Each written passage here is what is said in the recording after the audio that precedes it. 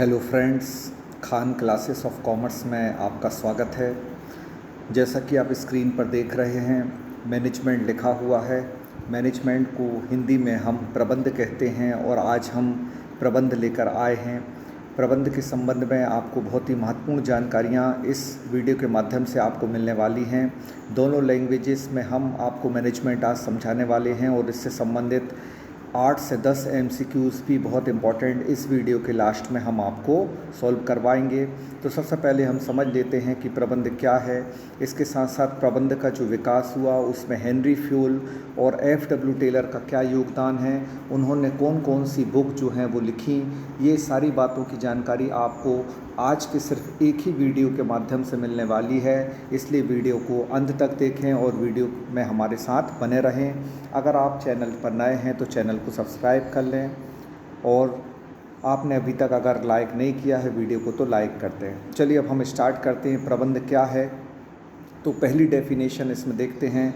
Henry Fayol ने दी है कि प्रबंध का अर्थ पूर्वानुमान लगाना, योजना बनाना, संगठन करना, निर्देश देना, समन्वय करना और नियंत्रण करना है, जो कि आप पहली डेफिनेशन हेनरी फ्यूल की आप देख रहे हैं। हेनरी फ्यूल वो व्यक्ति हैं जिन्होंने कौन सा प्रबंध दिया है, तो हेनरी फ्यूल ने हमें प्रशासनिक प्रबंध दिया है, मतलब एडमिनिस्ट्रेटिव मैनेजमेंट। अगर आपसे पूछा जाए कि एडमिनिस्ट्रेटिव मैनेजमेंट के फादर कौन हैं, मतलब प्रशासनिक प्रबंध के जन्मदाता कौन हैं, तो वो कौन हो जाएंगे, वो हेनरी फ्यूल हो जाएंगे।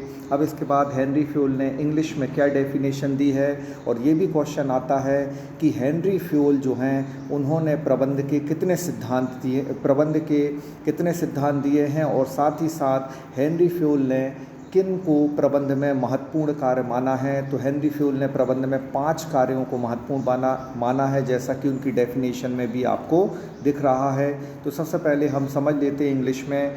To manage is to forecast and to plan, to organise, to command, to coordinate and to control. मतलब हेनरी फ्यूल ने जो डेफिनेशन दी है उसमें 5 चीज़ों को जो है समावेश किया है, 5 चीज़ों को इंक्लूड करा है।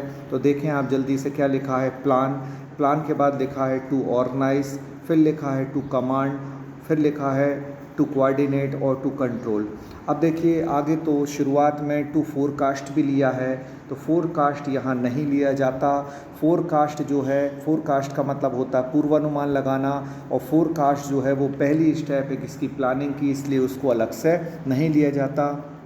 और अक्सर ये क्वेश्चन पूछा जाता है कि हेनरी फ्यूल ने प्रबंध के कितने कार्य बताए हैं, how many functions is given by Henry fuel in management. तो आपका आंसर क्या होगा, 5, क्योंकि प्रबंध के उन्होंने 5 कार्य बताए हैं, planning, organising, commanding, coordination and control. तो याद रखिएगा कि हेनरी फ्यूल ने प्रबंध के कितने कार्य बताए हैं, 5 कार्य बताए हैं। इसके अलावा और भी विद्वानों ने प्रबंध के कार्यों को अलग अलग तरीके से बताया है, जिसमें मतभेद भी है, लेकिन उससे संबंधित हम कुछ महत्वपूर्ण तथ्य इसी वीडियो में आगे लेकर आने वाले हैं। तो आप वीडियो में हमारे साथ बने रहेंगे। अब इसके बाद दूसरी डेफिनेशन लॉरेंस एप्ले ने दी है। एक क्वेश्चन ऐसा भी जनरेट होता है, एक डेफिनेशन एग्ज़ाम में दे दी जाती है और आपसे पूछा जाता है कि ये डेफिनेशन किसने दी है, और बहुत छोटी डेफिनेशन वो दी जाती है, 2 लाइन की, 1 लाइन की, 1.5 लाइन की, या 1 ही लाइन की, या 2-3 लाइन की, और उसमें पूछ लिया जाता है कि ये परिभाषा, ये डेफिनेशन किस विद्वान, किस स्कॉलर की है। तो आगे देख लेते हैं। लॉरेंस एप्ले ने भी काफ़ी एक फेमस डेफिनेशन दी है कि management is the development of people not the direction of thing. तो ये पूछा जाता है कि management is the development of people and not the direction of thing किसने दी है, तो ये लॉरेंस एप्ले ने दी है। हिंदी में देख लेते हैं लॉरेंस एप्ले ने क्या कहा है। हिंदी में उन्होंने कहा है, प्रबंध व्यक्तियों का विकास से संबंधित है, मतलब प्रबंध व्यक्तियों का विकास है, ना कि वस्तुओं का निर्देशन। इतना आप भी जानते हैं कि मैनेजमेंट का मतलब होता है मैनेज द मैन, है ना। मतलब लोगों को हमें मैनेज करना है, पीपल को मैनेज करना है, और जब लोग मैनेज हो जाएंगे तो वो सारी जो आर्टिकल्स है, जो सारी थिंग्स हैं, उनको भी मैनेज कर लेंगे। तो हमें प्रबंध व्यक्तियों का करना है, हमें विकास व्यक्तियों का करना है। अगर व्यक्ति विकसित हो गए, तो ऑटोमेटिकली क्या होगा, जो वस्तुएं हैं वो निर्देशित हो जाएंगी, ऑटोमेटिकली वस्तुएं भी मैनेज्ड हो जाएंगी। तो प्रबंध व्यक्तियों का विकास है, ना कि वस्तुओं का निर्देशन। और लॉरेंस एप्ले ने भी यही कहा है, management is a development of people and not the direction of thing. बहुत ही इंपॉर्टेंट डेफिनेशन है, ये पूछा जाता है किसने दी है। अब तीसरी डेफिनेशन, जो प्रबंध की सबसे छोटी डेफिनेशन है, आपसे अगर पूछ लिया जाए कि प्रबंध की, मैनेजमेंट की सबसे छोटी डेफिनेशन किसने दी, तो लुइस एलन ने दी है। और सिर्फ इतना उन्होंने कहा है, प्रबंध वह है जो प्रबंधक करता है, प्रबंध वह है जो प्रबंधक मतलब मैनेजर करता है। तो मैनेजर जो काम करता है वही प्रबंध है। इंग्लिश में देख लेते हैं क्या कहा है लुइस एलन ने, मैनेजमेंट इज़ व्हाट मैनेजर डस। मतलब मैनेजमेंट वो है जो मैनेजर करता है। तो आई होप कि ये आपको डेफिनेशन समझ में आई होगी। अब प्रबंध के मीनिंग को एक बार समझ लेते हैं। इसकी एक ओल्ड कॉन्सेप्ट है, एक न्यू कॉन्सेप्ट है, दोनों को हम समझ लेते हैं। तो प्रबंध में ये कहा जाता है कि प्रबंध दूसरे व्यक्तियों से काम लेने की कला है, लेकिन ये प्रबंध की पुरानी अवधारणा है।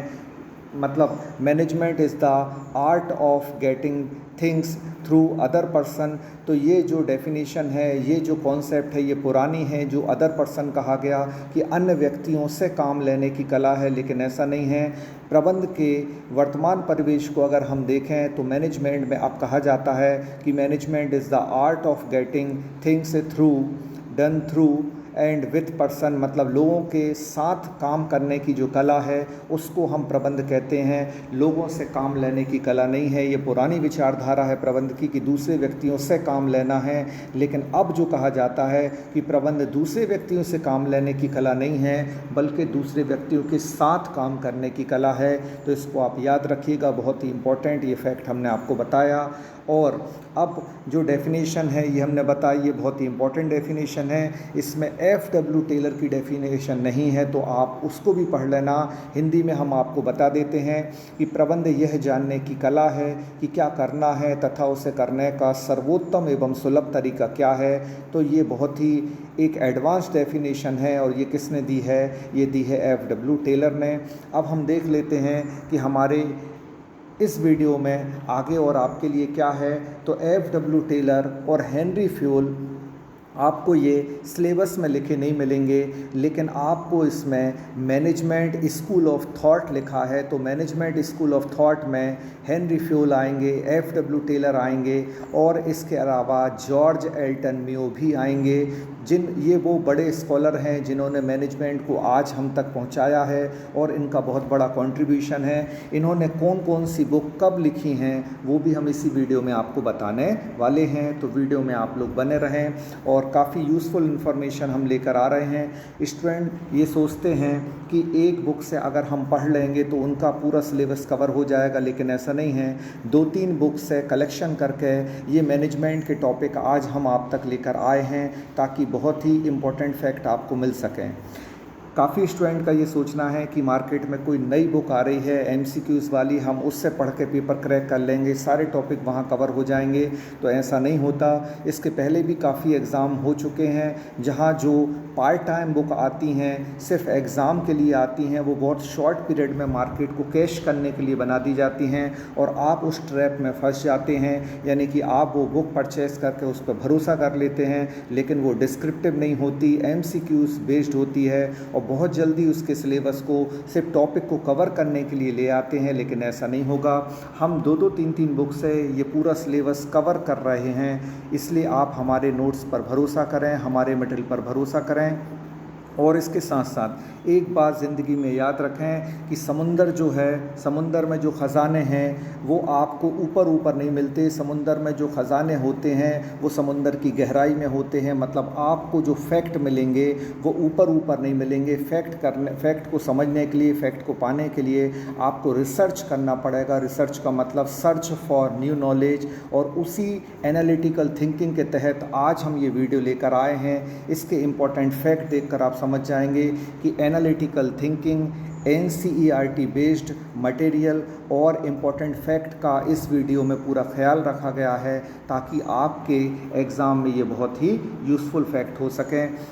और आपको एक जानकारी और दे दें यहीं कि हम 2000 रुपये में इस पूरे कोर्स को लेकर आए हैं। 2000 रुपये में हम पूरे 110 दिनों में, 100 दिन में या 110 दिनों में, 115 दिनों में पूरा सिलेबस की 10 यूनिट कवर कराएंगे। अगर आपने हमारा पेड कोर्स ज्वाइन नहीं करा है तो जल्दी से ज्वाइन कर लें क्योंकि कोर्स आगे बढ़ रहा है। चलिए अब हम इस टॉपिक को आगे बढ़ते हैं। पहले भी हमने आपको ये यूज़फुल इन्फॉर्मेशन प्रोवाइड की है। देखिए ये MCQs हैं जिनको अभी हम डिस्कस करने वाले हैं, लेकिन अब सबसे महत्वपूर्ण तथ्य आपके सामने आ चुका है, FW टेलर और हेनरी फ्यूल। तो आप जानते हैं दोनों ही FW टेलर और हेनरी फ्यूल कितने ज़रूरी हैं, इम्पॉर्टेंट हैं इनको पढ़ना। तो देखते हैं सबसे पहले FW टेलर और हेनरी फ्यूल ने क्या क्या कंट्रीब्यूशन दिया, कौन सी बुक लिखी। तो FW टेलर जो हैं इन्होंने जो प्रबंध दिया है उस प्रबंध का नाम क्या है, वैज्ञानिक प्रबंध है। तो इसको याद रखिएगा कि साइंटिफिक मैनेजमेंट जो है वो किसने दिया है, साइंटिफिक मैनेजमेंट के जन्मदाता कौन हैं, तो FW टेलर हैं। वैज्ञानिक प्रबंध के जन्मदाता कौन हैं, तो वो FW टेलर हैं। साइंटिफिक मैनेजमेंट जो है वो FW टेलर ने दिया। अब हेनरी फ्यूल ने क्या दिया है, तो हेनरी फ्यूल ने क्या दिया है, हेनरी फ्यूल ने एडमिनिस्ट्रेटिव मैनेजमेंट दिया है। एडमिनिस्ट्रेटिव मैनेजमेंट का मतलब होता है प्रशासनिक प्रबंध इन्होंने दिया है। तो याद रखिए प्रशासनिक प्रबंध के जन्मदाता कौन हैं, हेनरी फ्यूल हैं। और FW टेलर जो हैं वो जन्मदाता हैं किसके, साइंटिफिक मैनेजमेंट के। तो याद रखिए वैज्ञानिक प्रबंध के जन्मदाता FW टेलर हो गए और साइंटिफिक और एडमिनिस्ट्रेटिव मैनेजमेंट के जन्मदाता जो हैं वो हो जाएंगे हेनरी फ्यूल हो जाएंगे। अब इन्होंने जो मैनेजमेंट दिया है वो किस बुक में इन सब चीज़ों को मेंशन किया है, तो FW टेलर की दो बहुत ही फेमस बुक हैं और जिनके बारे में क्वेश्चन बनता है कि FW टेलर ने कौन सी बुक लिखी। तो सबसे पहले FW टेलर ने शॉप मैनेजमेंट लिखी 1903 में। शॉप मैनेजमेंट में उन्होंने सबसे पहले मैनेजमेंट का जिक्र किया। इसके बाद इनकी दूसरी किताब जो आई वो प्रिंसिपल ऑफ साइंटिफिक मैनेजमेंट आई, 1911 में आई जो कि। तो पहली बुक FW टेलर की शॉप मैनेजमेंट आई, कब आई, 1903 में।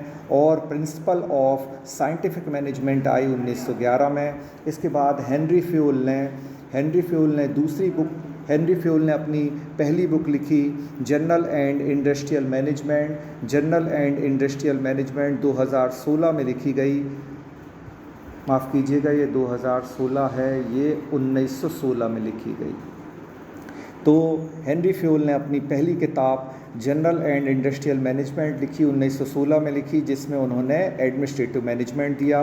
तो FW टेलर ने साइंटिफिक मैनेजमेंट दिया जबकि हेनरी फ्यूल ने एडमिनिस्ट्रेटिव मैनेजमेंट दिया। अब FW टेलर ने एक और चीज़ बताई जिसको हम फंक्शनल मैनेजमेंट भी कहते हैं। तो आपसे पूछा जा सकता है कि फंक्शनल मैनेजमेंट या फंक्शनल ऑर्गेनाइजेशन किसने दिया, तो FW टेलर ने दिया। F से आपका हो गया FW टेलर और F से हो गया फंक्शनल मैनेजमेंट, जिसको हिंदी में हम कार्यात्मक प्रबंध भी कहते हैं, कार्यात्मक प्रबंध भी कहा जाता है। तो इसलिए आप इसको भी याद रखिए कि FW टेलर ने वैज्ञानिक प्रबंध दिया, साथ ही कार्यात्मक प्रबंध भी FW टेलर ने दिया। हेनरी फ्यूल ने एडमिनिस्ट्रेटिव मैनेजमेंट, जिसको हम हिंदी में प्रशासनिक प्रबंध कहते हैं। तो प्रशासनिक प्रबंध किसके द्वारा दिया गया, तो ये दिया गया है हेनरी फ्यूल के द्वारा। अब हम समझ लेते हैं कि 14 सिद्धांत प्रबंध के किसने दिए, तो 14 जो प्रिंसिपल दिए हैं वो 14 प्रिंसिपल किसने दिए, वो 14 प्रिंसिपल आपको दिए हैं हेनरी फ्यूल ने दिए हैं। प्रबंध के 14 सिद्धांत पूछा जाए किसने दिए, तो हेनरी फ्यूल ने दिए। FW टेलर ने क्या दिया, तो FW टेलर ने 3 स्टडी दी हैं, 3 उन्होंने क्या किया है, अध्ययन किए। तो 3 स्टडी जो है वो किसके द्वारा दी गई है, FW टेलर। आप इसको ऐसे भी याद रख सकते हैं FW टेलर। बोलिए कितनी चीज़ हो गई, 3 हो गई। तो इससे आपको पता चल जाएगा कि 3 स्टडी इन्होंने दी है। समय, गति और थकान का इन्होंने अध्ययन किया। समय मतलब हो गया टाइम स्टडी, इसके बाद हो गया मोशन मतलब गति अध्ययन, और इसके बाद तीसरा हो जाएगा फटीज मतलब कि थकान अध्ययन। तो इस तरीके से ये 3 अध्ययन किसने दिए हैं, FW टेलर ने दिए हैं। FW टेलर कितने हुए 3, इसलिए इन्होंने स्टडी भी कितनी दी हैं 3 दी हैं। इस तरीके से आपको याद हो जाएगा। और F से FW टेलर हो गया और F से क्या हो गया, फंक्शनल मैनेजमेंट हो गया। इस तरीके से आप इनको याद रख सकते हैं। हेनरी फ्यूल ने एडमिनिस्ट्रेटिव मैनेजमेंट दिया जिसको हम प्रशासनिक प्रबंध कहते हैं, और इन्होंने मैनेजमेंट के कितने प्रिंसिपल दिए हैं, 14 प्रिंसिपल, 14 प्रिंसिपल इन्होंने दिए हैं।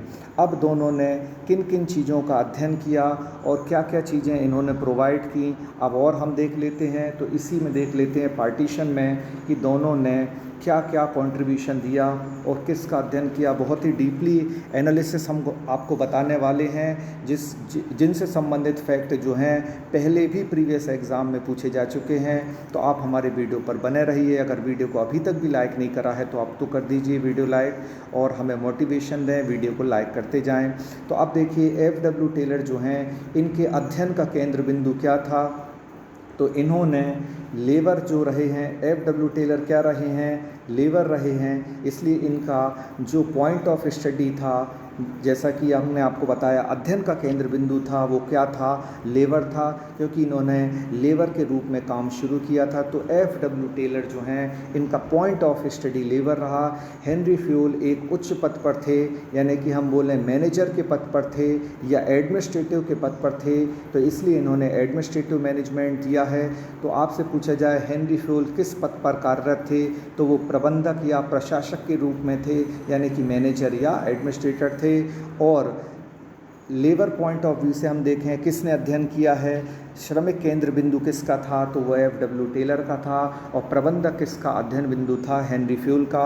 बहुत ही इंपॉर्टेंट ये इन्फॉर्मेशन है, इंपॉर्टेंट फैक्ट हैं, इनको आप नोट करते जाएं और नोट्स बनाकर पढ़ने की आदत बनाएं ताकि कोई भी फैक्ट आपसे छूटे ना एग्ज़ाम में। जब ऐसे फैक्ट आप कवर करके जाएंगे तो यकीनन आप जो हैं अपनी परीक्षा में कामयाबी हासिल करेंगे। अब देख लेते हैं आगे।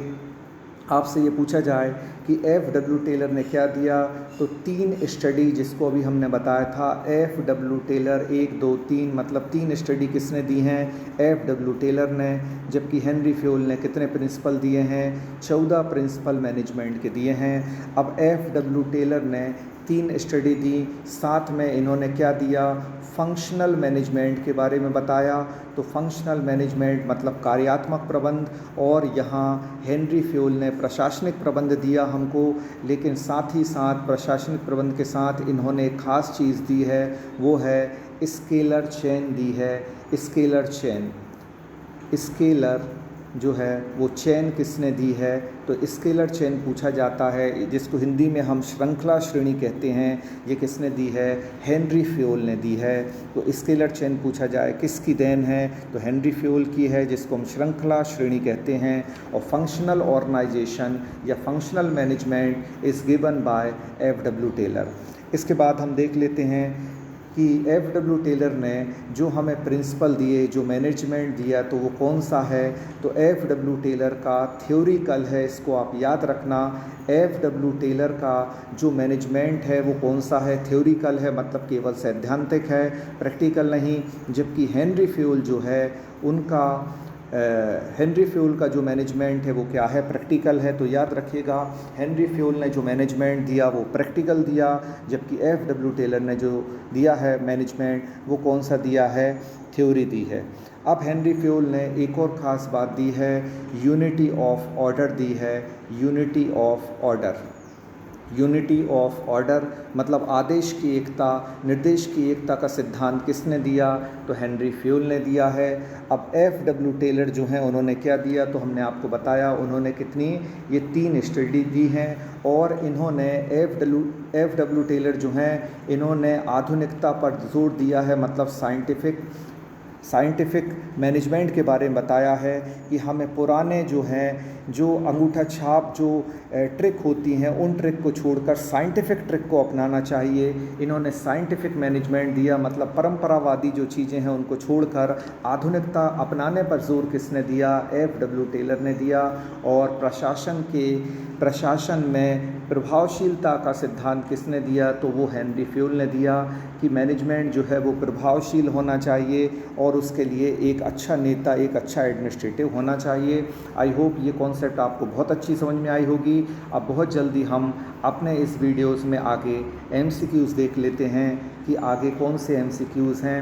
इसके पहले एक चीज़ और समझ लेते हैं। जैसा कि स्क्रीन पर आप देख रहे हैं, प्रबंध में अलग अलग व्यक्तियों ने अलग अलग दिया है, प्रबंध में अलग अलग व्यक्तियों ने अपना कंट्रीब्यूशन दिया है, उनके बीच में कहीं ना कहीं कुछ मतभेद भी हैं। तो उस मतभेद को और उनमें से कैसे क्वेश्चन जो है वो जनरेट होते हैं, हम आगे वो भी देख लेते हैं। तो सबसे पहले देखें, इसमें ये बताया गया है कि हेनरी फ्यूल ने कितने कार्य दिए हैं। तो हेनरी फ्यूल ने, हमने आपको बताया था कितने कार्य दिए हैं, 5 कार्य दिए हैं। देखिए ये उनकी लिस्ट आपको दी गई है। आपसे ये क्वेश्चन पूछा जा सकता है कि हेनरी फ्यूल ने जो प्रबंध दिया है तो प्रबंध के कितने कार्य बताए हैं। तो हेनरी फ्यूल ने प्रबंध के कितने काम बताए हैं, हेनरी फ्यूल ने प्रबंध के 5 कार्य बताए हैं। इसको कैसे याद रखेंगे, हेनरी की स्पेलिंग है HENRY।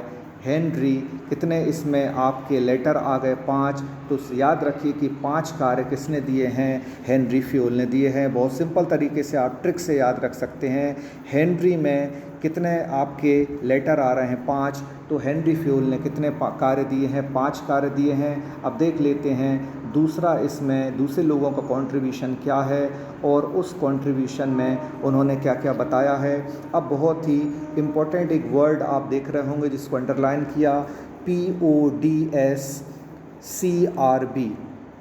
इसका जो फुल फॉर्म है, P से मतलब हो गया क्या, प्लानिंग, O से हो गया ऑर्गेनाइजिंग, D से हो गया डायरेक्टिंग, S से हो गया स्टाफिंग, C से कंट्रोलिंग, R से रिपोर्टिंग और B से बजटिंग।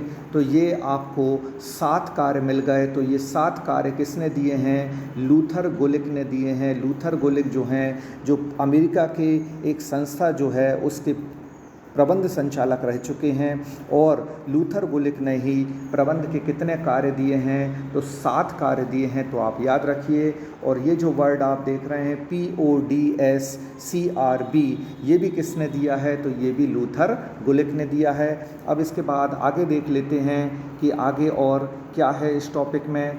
कुंटस ओ डोनेल ने प्रबंध के कितने काम दिए हैं, तो 5 कार्य दिए हैं, इन्होंने भी 5 दिए हैं, और हेनरी फ्यूल ने भी 5 दिए हैं। इसको याद रखिएगा। नाइल्स जो दिए हैं, उन्होंने प्रबंध के कितने कार्य दिए हैं, तो नाइल्स ने प्रबंध के 4 कार्य दिए हैं। डेविस ने प्रबंध के कितने कार्य दिए हैं, 3 कार्य दिए हैं। तो इस तरीके से आपको, और FL ब्रेंच जो हैं उन्होंने भी कितने कार्य दिए हैं, 4। लेकिन आप याद रखिए हेनरी फ्यूल जो हैं वो बहुत ही इम्पॉर्टेंट हैं, इसलिए उन्होंने 5 कार्य दिए, याद रखिए। और जॉर्ज R टेरी ने भी 4 दिए हैं। तो इनको एक एक नाम लिखकर और किसने कितने कार्य दिए हैं उनको आप नोट कर लीजिएगा।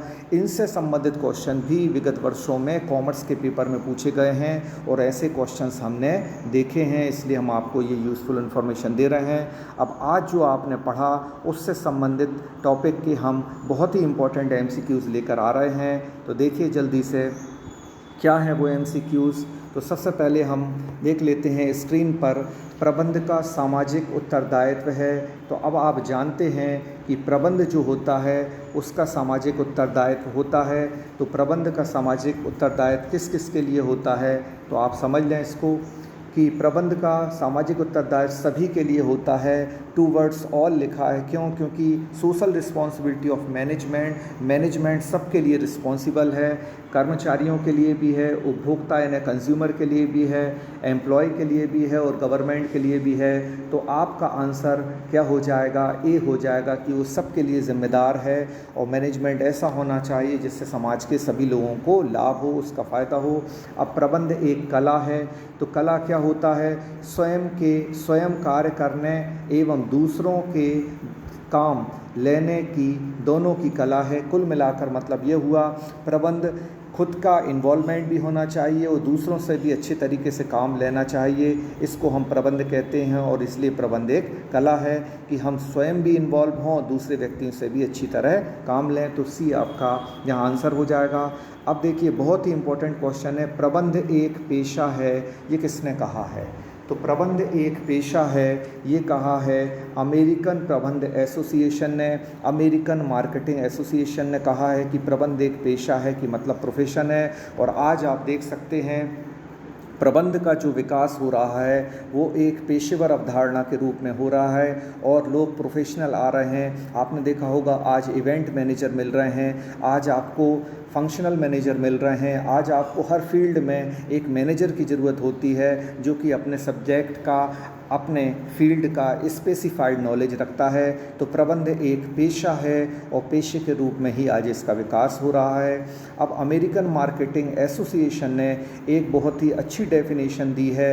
अमेरिकन मार्केटिंग एसोसिएशन ने क्या डेफिनेशन दी है कि हम जूतों के फीते या हवाई जहाज़ नहीं बनाते, हम तो लोग बनाते हैं जो इन चीज़ों को बनाते हैं। एक बार फिर से सुनिएगा ये डेफिनेशन कि हम जूतों के फीते या हवाई जहाज़ नहीं बनाते, बल्कि हम तो लोग बनाते हैं जो इन चीज़ों को बनाते हैं। ये प्रबंध की परिभाषा किसने दी है? अमेरिकन मार्केटिंग एसोसिएशन ने दी है। अब इसको समझिए, जूतों के फीते यानी जूतों के लेस बहुत छोटी चीज़ है और हवाई जहाज़ बहुत बड़ी चीज़ है। तो उन्होंने कहा ना हम जूतों के फीते बनाते हैं, ना इतनी बड़ी चीज़, ना छोटी चीज़ बनाते, ना बड़ी चीज़ हवाई जहाज़ बनाते हैं, हम तो लोग बनाते हैं। मतलब हम लोगों को डेवलप करते हैं, ऐसा वो इन चीज़ों को बनाते हैं, मतलब इन चीज़ों को फिर बनाते हैं। तो हमारा काम मतलब जो है वो लोगों का डेवलपमेंट है। जैसा कि लॉरेंस एप्ले ने भी कहा था, प्रबंध वस्तुओं का विकास है, ना कि वस्तुओं का निर्देशन। Management is the direction of men या direction of people but not direction of thing. मतलब वस्तुओं का निर्देशन नहीं है बल्कि व्यक्तियों का निर्देशन है, लोगों का निर्देशन प्रबंध है। इसके बाद देखिए वो डेफिनेशन आगे भी दी गई है अगले क्वेश्चन में, प्रबंध व्यक्तियों का विकास है ना कि वस्तुओं का निर्देशन। तो ये डेफिनेशन किसने दी है? ये डेफिनेशन दी है लॉरेंस ए एप्ले ने। इसको याद रखिएगा, बहुत ही इंपॉर्टेंट है ये क्वेश्चन जो है वो आ सकता है आपको कि प्रबंध व्यक्तियों का विकास है ना कि वस्तुओं का निर्देशन। Who is given by this statement? तो आपका आंसर हो जाएगा लॉरेंस ए एप्ले हो जाएगा। इसके बाद देख लेते हैं आगे और इम्पॉर्टेंट क्वेश्चन और दिए गए हैं, बस 5-6 क्वेश्चन और देख लीजिए। इसमें प्रबंध का सार क्या है? प्रबंध जो है उसका सार का मतलब होता है एसेंस ऑफ मैनेजमेंट इज़। तो याद रखिए प्रबंध का सार जो है वो समन्वय है। ए ऑप्शन कोऑर्डिनेशन आपका आंसर हो जाएगा। The essence of management is coordination. प्रबंध का सार जो है वो समन्वय है, मतलब सब लोगों के बीच में क्या होना चाहिए? समन्वय होना चाहिए। दूसरा क्वेश्चन इसके बाद देख लेते हैं स्क्रीन पर। प्रबंध उत्तरदायित्व का हस्तांतरण है, क्योंकि इसमें क्या शामिल है? क्योंकि इसमें मनुष्य शामिल हैं। अब बताइए management is delicate responsibility it involve. अब बताइए मैनेजमेंट में जो डेलीकेशन होता है, डेलीकेशन जिसको हम बोलते हैं, क्या हम अपनी रिस्पॉन्सिबिलिटी को किसी और पर दे देते हैं, किसी और को हस्तांतरित कर देते हैं, मतलब ट्रांसफ़र टू रिस्पॉन्सिबिलिटी। जैसा कि आपको पता होगा स्टेटमेंट की रिस्पॉन्सिबिलिटी का ट्रांसफ़र हो सकता है लेकिन अकाउंटेबिलिटी का ट्रांसफ़र नहीं होता। मतलब रिस्पॉन्सिबिलिटी तो हम किसी को दे सकते हैं लेकिन उत्तरदायित्व जो है वो हमारा ही रहेगा, अकाउंटेबिलिटी जवाबदेही हमारी ही रहेगी। तो ये क्यों संभव है? क्योंकि मनुष्य को काम दिया जा सकता है। तो उत्तरदायित्व का ट्रांसफ़र जो है, प्रबंध उत्तरदायित्व का हस्तांतरण जो है वो किससे संबंधित है? सी ऑप्शन, मैन यानी कि मनुष्य से संबंधित है। आगे देख लेते हैं प्रबंध का कर्मचारियों को सर्वाधिक प्रेरणा देने वाला कार्य क्या है? तो आप जैसा कि जानते हैं कि प्रबंध में जो प्रेरणा मिलती है, जो मोटिवेशन मिलता है, जो इंसेंटिव हमको गिविंग होती है वो किससे होती है? मोटिवेशन से। उसको मोटिवेशन कहते हैं। मोटिवेशन का मतलब होता है कि हमारा प्रोत्साहन करना, हमें जो है वो मोटिवेट करना, हमारी हौसला अफजाई करना। इसके बाद अब अगला क्वेश्चन देख लेते हैं। जॉर्ज आर टेरी ने कितने प्रबंध के कार्य बताए हैं? तो हमने आपको बताया है जॉर्ज आर टेरी ने प्रबंध के 4 कार्य बताए हैं। देखिए उसी से संबंधित यहाँ क्वेश्चन आ गया। अब कुंटस ओ डोनेल ने प्रबंध के कितने काम दिए हैं? तो हमने आपको बताया था 5 काम दिए हैं। कुंटस ओ डोनेल ने 5 काम दिए हैं किसके, प्रबंध के, और ये 5 कार्य और किसने दिए हैं, हेनरी फ्यूल ने दिए हैं। हमने बताया था HENRY, हेनरी में कितने लेटर आ रहे हैं, 5, तो हेनरी फ्यूल ने कितने काम दिए, 5 काम दिए। समन्वय स्थापित किया जाता है। कोऑर्डिनेशन बताइए किसके द्वारा किया जाता है, तो जो टॉप मैनेजमेंट है वो सबको कोऑर्डिनेट करता है, सबको कंट्रोल करता है, और कंट्रोल और भी स्तर पे किया जाता है, लेकिन जो टॉप मैनेजमेंट होता है वो सबको कोऑर्डिनेट करता है।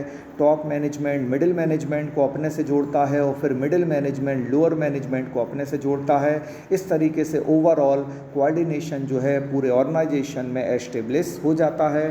इस सीरीज़ का आखिरी क्वेश्चन समन्वय है, कोऑर्डिनेशन क्या है, तो क्या ऐच्छिक है, नहीं ऐच्छिक नहीं है, क्या अनावश्यक है, फालतू का है, ये भी नहीं है, लेकिन कोऑर्डिनेशन क्या है, बहुत ही आवश्यक है, जो कि कंपलसरी है, नेसेसरी है, इसलिए आवश्यक है। और ऊपर आपको बताया भी था इस सीरीज़ में कि ये एसेंस ऑफ मैनेजमेंट है, मतलब कोऑर्डिनेशन, समन्वय बहुत ही ज़रूरी चीज़ है।